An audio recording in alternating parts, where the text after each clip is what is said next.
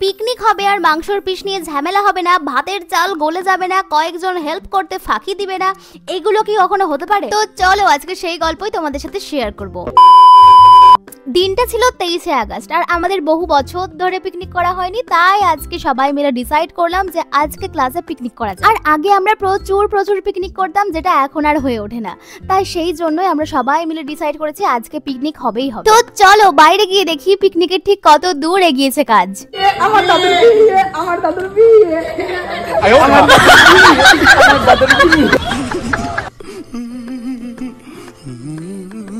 কেমন লাগছে? আমাকে আলু লাগছে। আলু লাগছে? কি ছিলছো বাবু? আলু ছিলছো? তুই কি ছিলছিস? মুরগির ঠ্যাং।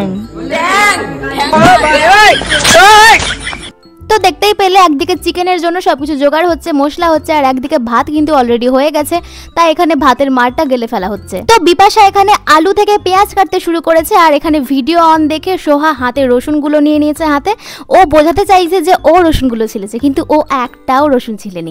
আর এই যে এনাকে দেখো, দেখে মনে হচ্ছে কত কষ্ট করে রান্না করছে, অনেকক্ষণ থেকে জোগাড় টোগাড় করে এবার রান্নাটা চাপিয়েছে। এগুলো হচ্ছে সবই ভিডিওর খেল।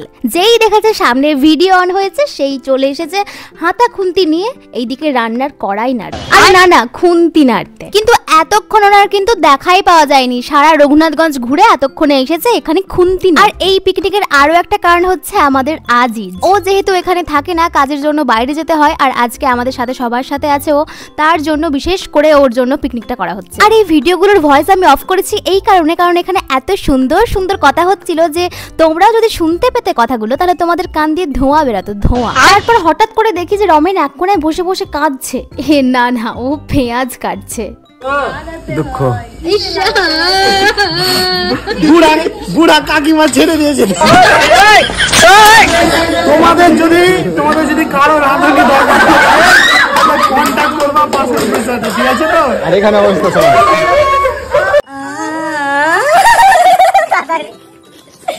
কবি খুশি আবার পুরো ভালো করে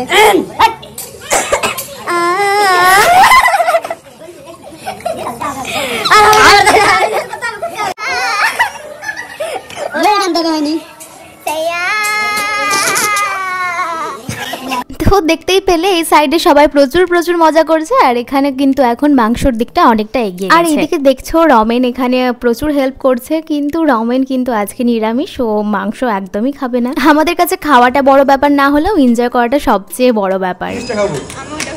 আমি ওই বড়টা আমার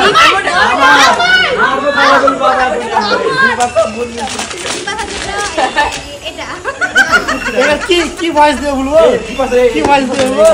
এদিকে আমি রান্না করছিলাম, এত সুন্দর ফ্যান বেড়েছিল যে মানে এরা যে আমি এটা খাবো ওটা খাবো হবে।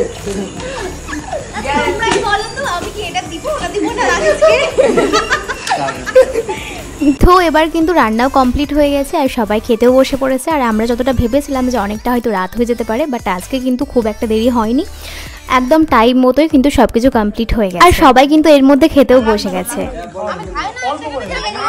তো তারপর সবাই মিলে খাওয়া দাওয়া কমপ্লিট করে বাড়ির দিকে বেরিয়ে পড়লাম। আর বাড়ি যেতে যেতে দেখি যে আমার হাতটা অনেকটাই ফুলে গেছিলো, শুধুই হাত না, হাত পা দুটো একসাথে অনেকটাই ফুলে গেছিলো।